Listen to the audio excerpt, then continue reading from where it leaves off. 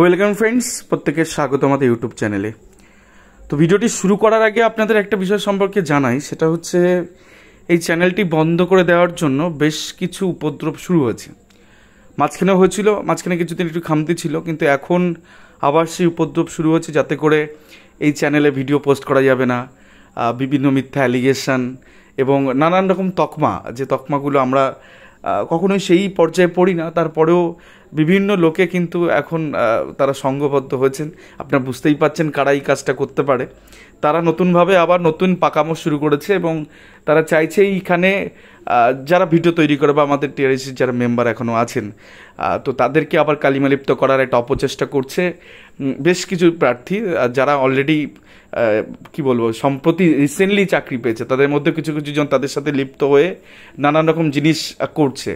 তো আমরা তাদের ধারি না এবং আমরা আমাদের কাজ করে যাব, তাতে যার যা করার তারা করতে পারে। তবুও বিষয়টা জানিয়ে রাখলাম, কারণ জানানো প্রয়োজন। একাধিক জিনিস আমরা দেখতে পাচ্ছি যেগুলো কিনা আমাদের নিয়ে করা হচ্ছে। তো সত্য উদ্ঘাটনে এত বাধা কেন, মানে এত বাধাদান কেন, এটাই তো বড় বিষয়। সত্যর জায়গায় থাকবে, যদি মিথ্যা হয় তার বিরুদ্ধে তো বিভিন্ন কাজ করা যেতে পারে, সেগুলোর একটা করে দেখাক ক্ষমতা থাকলে। আজ পর্যন্ত কেউ করার সুযোগ হয়নি বা সেই সাহসটুকু দেখাতে পারেনি। যাই হোক, আগামীকাল কাট অফ মামলা, 20 জেলা কাট অফ মামলা তো রয়েছে, তার সাথে মুর্শিদাবাদ ডিস্ট্রিক্টের সেই প্রথমে জয়নিং তারপরে বাদ সেই মামলা কিন্তু রয়েছে, যেটা অ্যাডভোকেট সুদীপ্ত দাশগুপ্ত বাবুর তিনজনের মামলা কতদিন আমরা দেখিয়েছি। সেই মামলাগুলো সবগুলোই লিস্টে আছে। তো যাই হোক, আমরা আমাদের কাজ করে যাচ্ছি, এটা হচ্ছে বিষয়। এখানে যার যা করার করতে পারে এবং যত মিথ্যা অভিযোগ আজকে কাজ করতে গেলে বাধা আসে, এটা আমরা জানি এবং আমরা চেষ্টা করছি সমস্ত বাধাকে অতিক্রম করে মানুষকে তাদের ন্যায্য দাবিতে তাদেরকে ফিরিয়ে দিতে এবং ন্যায্য অধিকার তাদেরকে ফিরিয়ে দেওয়ার জন্য আমাদের লড়াই চলছে এবং চলবে শেষ দিন পর্যন্ত। তো দেখাবো সেই টু বি মেনশন ম্যাটার আগামীকাল জাস্টিস অমৃতা সিনহা ম্যাডামের বেঞ্চে পরপর 4টি মামলা আপনারা দেখতে পাচ্ছেন। প্রথম 3টি মামলা হচ্ছে সেক্ষেত্রে দেখতে পাচ্ছেন 3টি মামলা, এখানে 20 জেলার কিন্তু প্রার্থীরা রয়েছেন। একাধিক প্রার্থীরা মিলেমিশে মামলাগুলো দায়ের করেছেন।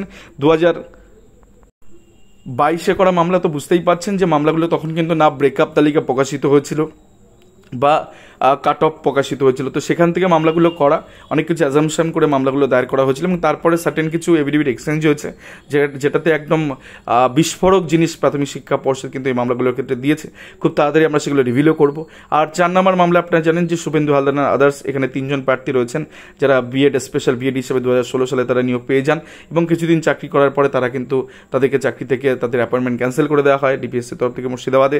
তো সেক্ষেত্রে কিছুদিন আগে তাদের যদি সেই ট্রেনিং নাম্বারটা বাদ দেওয়া হয়, তাও তারা কিন্তু জেনারেল কাট অফটা ক্রস করে আছেন 3 জন প্রার্থী। তো সেক্ষেত্রে তারা আদতে চাকরি পান কি না আগামীকাল কিন্তু সেদিকে আমাদের নজর থাকছে এবং সেক্ষেত্রে প্রাথমিক শিক্ষা পর্ষদের পাশাপাশি ডিপিএসসি মুর্শিদাবাদ এসেও কিন্তু এই কথা বলেছে যে বেশ কয়েকজন প্রার্থী 3 জনের মধ্যে তারা কিন্তু জেনারেল কাট অফ ক্রস করে যাচ্ছেন। তো সেক্ষেত্রে তাদেরকে রিইনস্ট্যান্ড করা হয় কি না সেদিকে আমাদের নজর তো অবশ্যই থাকবে। তো প্রথম 3টি মামলার ক্ষেত্রে 20 জেলার 42,949 কাট অফের মামলা যেমন শর্ট লিস্টেড, এখানে মানে লিস্টেড হয়ে গেল, তেমনি 4টি মুর্শিদাবাদ ডিস্ট্রিক্টের ক্ষেত্রেও কিন্তু মামলা লিস্টে এসে গেল। তো এইরকম কাট অফ মামলা অহরহ কিন্তু হচ্ছে এবং আলটিমেটলি আমরা জানি যে 5টা মামলার ক্ষেত্রে সিএবি হয়েছে, অর্থাৎ রিজার্ভ ফর জাজমেন্ট হয়েছে। যদি একবার জাজমেন্ট পিটিশনারদের পক্ষে বা ফেভারে চলে আসে, তাহলে কিন্তু এই ধরনের মামলাগুলোর ক্ষেত্রেও কিন্তু আবার সেই পিটিশনাররা কিন্তু চাকরি একটা রাস্তা খুলে যাবে এবং হয়তো পুজোর আগেই যদি অর্ডার বেরিয়ে যায়, তাহলে এরকম বহু ধরনের মামলায় কিন্তু অনেক প্রার্থী, যোগ্য বঞ্চিত প্রার্থী যারা 42,949 প্যানেলে ঢুকতে পারেননি, তারা কিন্তু অ্যাকোমোডেশন জায়গায় চলে আসবেন। তো এই ছিল আজকের গুরুত্বপূর্ণ আপডেট আপনাদের দিলাম।